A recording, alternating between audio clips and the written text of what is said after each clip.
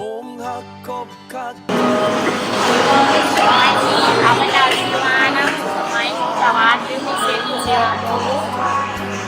เป็นพนักงานของบริษัท CSC Contact Center สังกัดอยู่แผนกแคชเชียร์ถ้าลูกค้ามาใช้บริการน้ำของเราสามารถมาชำระเงินน้ำข้าพเจ้าได้